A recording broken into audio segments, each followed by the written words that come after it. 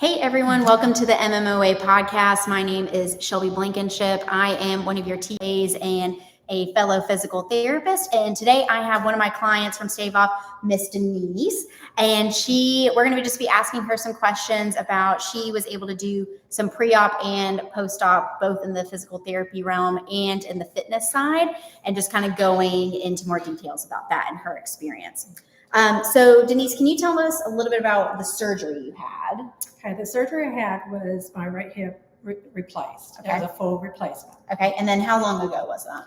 It was on February the 23rd. Okay, and so before that, what were the events leading up to it that made, did it start with hip pain? Did it start with a fall? What's the story behind that hip? Yeah, I had two falls sort of back to back where I landed on my right hip. And over the years, I had taken PT to strengthen my muscles and get that pain in maintenance mode, basically. Yeah. But then about a year ago, I went ahead and started in your class to just get strong. I knew that physically I needed to strengthen my whole body, and I was hoping it would help with the pain in my hip. Mm-hmm. Okay. So then in September, I started seeing that it was affecting my lifestyle. Okay. And my family and I took a trip to Italy. And when I come back, it was like, okay, this is totally not worth it. So that's when I just decided I would have my surgery. Okay. And what would you say were the biggest things that you noticed of it affecting your life? Walking, for one. Yeah. And just getting up and off the floor, bending over, getting up and out of a chair, or a lot of it was. So was it as much pain or just like physically unable? Physically unable. No, the walking was pain. If I walked across a big parking lot, by the time I got from point A to point B, I was in pretty good lot of pain. Okay.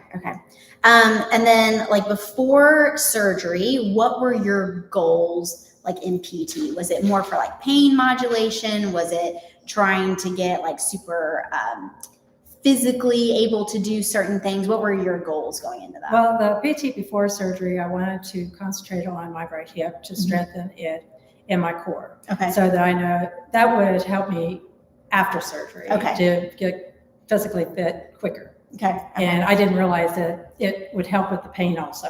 Okay. At that point, I just knew that my hips and my core needed to be strengthened, and that's what the purpose of the PT was. Okay. So just to kind of give some ideas of like what we worked on, we did actually quite a bit of like single leg balance because that was really, really difficult for Denise. We did sit to stands to her tolerance. So we initially started with like a 24-inch box and then kind of migrated our way down to a 22 and a 20-inch box, depending on how she was feeling that day, just to kind of maximize her capacity for getting up and off a chair. We did some very short step ups, I know was one, and then really just kind of isolating that right glute from a balance perspective, and then from a just like stamina endurance perspective. Definitely, I know single leg balance was one of the hardest ones for you. How did you feel like that was pre-op versus post-op? Much better post-op. Yeah. Okay. Yeah, my left leg was strong and I could hold it fairly long. But my right leg, when we first started, it was like seconds. Yeah. And then we got up to over 30 seconds, which was huge. Yeah. So that has come a long way. Yeah. And I know like from a fitness side, some of the most difficult things for her were like getting on and off a rower, the bicycle, getting on and off a bicycle, and then getting on and off the floor or any like step up, things that required quite a bit of hip flexion were pretty challenging. So we just modified and scaled to, whatever she could do. And I mean, she has, I don't know if you can tell, but her upper body is extremely strong. And so I think it almost was really advantageous for her when we were learning things like cleans and snatches, because she was able to kind of learn them from like a muscle standpoint versus just like a power standpoint. And now that we're post-op, I feel like we're more tapping into that power capacity. So more like that quick hip extension, really trying to use those legs to kind of initiate the that power component versus just using like that quick upper trap, quick shrug to get under the bar. So just from like if you are coaching anyone with like those kinds of modifications needed, like that muscling is totally fine. Like we do that all the time, especially when people are learning new movements. It tends to be really helpful to get the basics down. And then as they are able to add that power component, you're able to see more, one, they can lift a lot more, but two, they're really getting under that bar, but their foundation is really solid. Okay, let's go back to post-op. What did your doctor say, like post-op? Like what was that whole, transition, day one for that first week? Yeah, my first visit to my orthopedic surgeon, they took x-rays and he said, the only thing I could do for your hip is surgery. Yeah. Which I already figured that out. Yeah.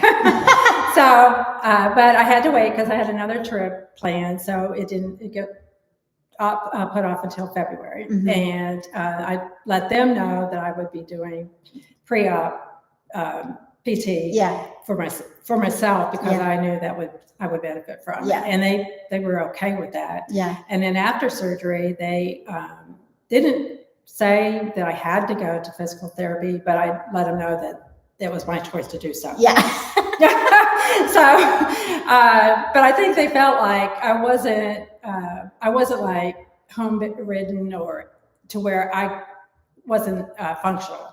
So they weren't going to require it. Yeah. Where I knew that I wasn't not going to not do it.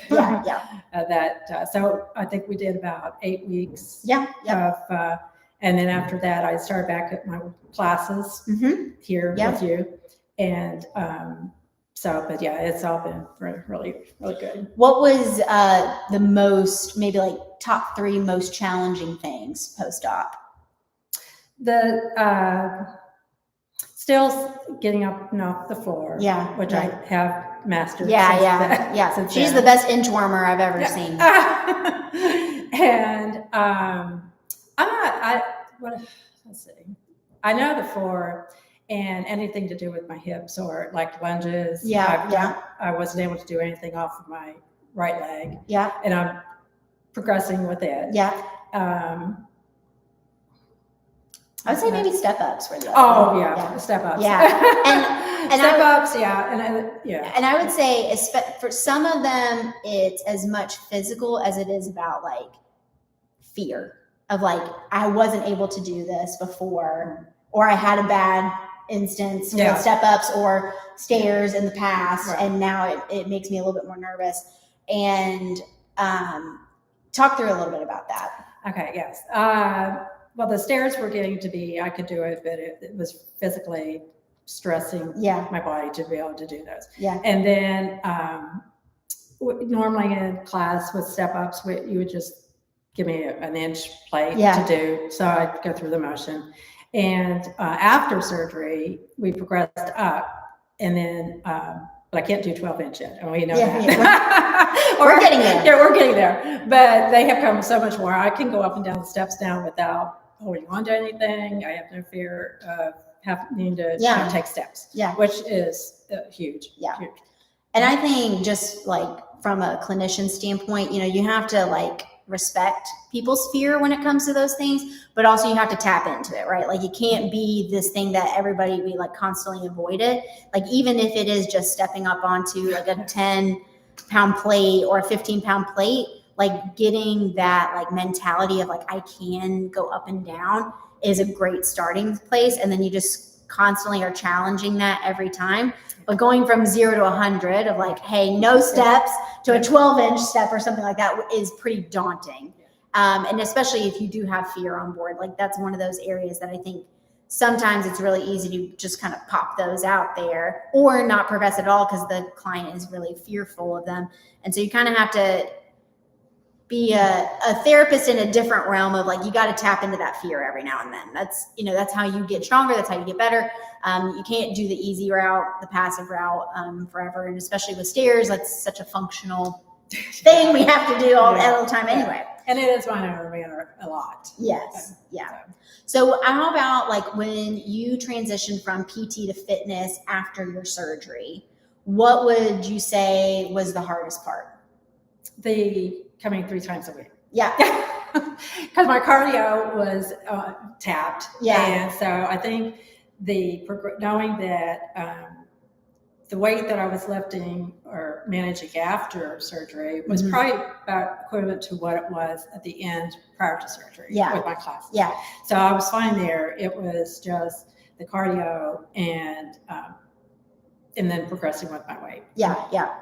Do you, like, if somebody else was going through that situation like you, what would you give them as advice for how to transition from PT to fitness? Take it slow. Yeah.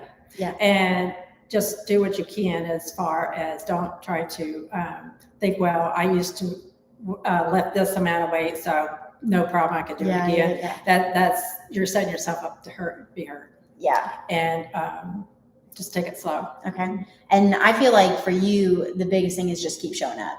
That's consistency. Like we kind of had a plan going into it that like, okay, the first week, we're just going to do 50% of the workout. And so like we would do the warm up, but like the workout, you know, if it was 21-15-9, we would do like 12-9-6, or, you know, depending on what it was. There were certain things like she could do pretty much straight out of the gate. But it was more the cardio, like she said, than anything. And so what I didn't want is for her to be so sore that it would take so long to recover that she wasn't able to come back frequent to class. So we just kind of made it our goal that this is going to be where you're just kind of dealing with a 24-hour soreness, and then you're kind of migrating a little bit more. So like start the first week 50%, the next week it would be 60, and then 70, and then et cetera. And I mean, I think one of the biggest wins that we noticed in class was you were able to deadlift all the way to the ground. Yeah. Because initially it was just a hang. Like she could only go to her knees for so long. I mean, that was probably for years. Oh, the whole time, Yeah. Since I've been coming here over a year, I hadn't been able to pick up off the floor. And you had me picking up off the floor at 4 weeks after surgery, post-op. So that was huge, And I can now, lift anything up off the floor now, where it was a real struggle to try to do that before. Yeah. I couldn't. Right. And I know, like, for you, one of the biggest things that you guys like to do is you're big vacationers. You like to go on your cruise ship. Yes. And so, like, lots of walking is always part of, like, the equation for you. How do you feel like your walking is now compared to, even, like, 4 weeks post-op? Oh, much better. Yeah. I mean, I could walk now and not have any pain afterwards. Yeah. I'm not sure. I've not tested myself about how far I can go out yet, but would like to do that soon so that I can see where I'm actually at as far as where's my threshold. Right. And because I like to be able to get out and walk 4 or 5 miles again. Used to, and not have it.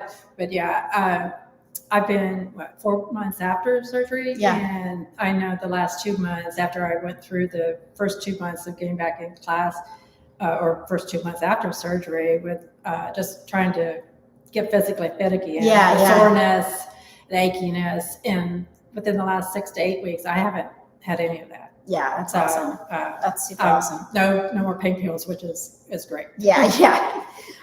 So what do you wish, like, clinicians, either whether it's therapists or even orthos, knew, like, for people who are in your situation? One, if they're capable, to have them go to pre-op PT. Yeah. I think we did it for about 6 weeks, once a week, but I was still coming in here for 3 days for workouts, fitness. Yeah. And because I think that helped a lot, even where I was at for my post-op recovery. Yeah.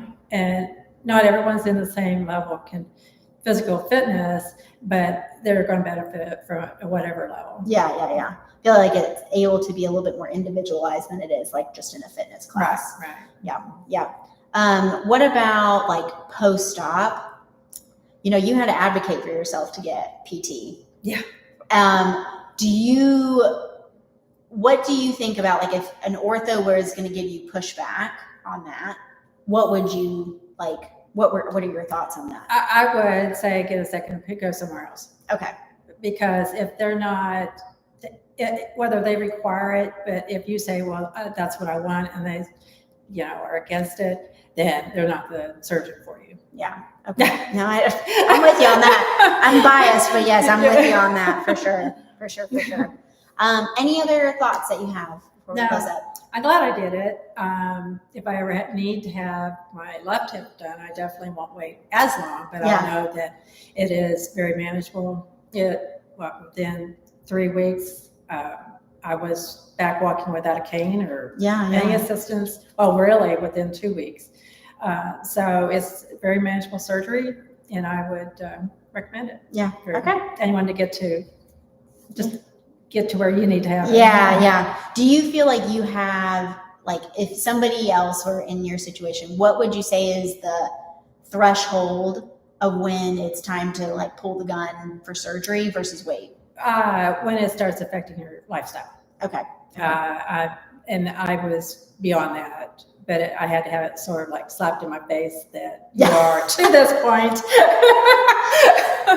So, that's why I say I would never wait that long again. But when you start seeing that you can't do things that you've been out that are just lifestyle, functional, everyday things to do, then that's when you need to seriously look at it. Yeah. Okay. Very good. All right, y'all. That was awesome. Thank you so much to Denise for being with us today. Just from MMOA courses that we have coming up, we have the live this coming weekend, July 13th and 14th in Virginia Beach. The next weekend, we are in Victor, New York. And then the weekend after that, we have our MMOA Summit with the whole MMOA crew in Littleton, Colorado. As far as L1 goes, we will be starting that back on August 14th. And then L2 just wrapped up, and we will be starting that back October 17th. So we hope to see you at a course near you or online. Otherwise, thank you all so much. Enjoy the rest of your day.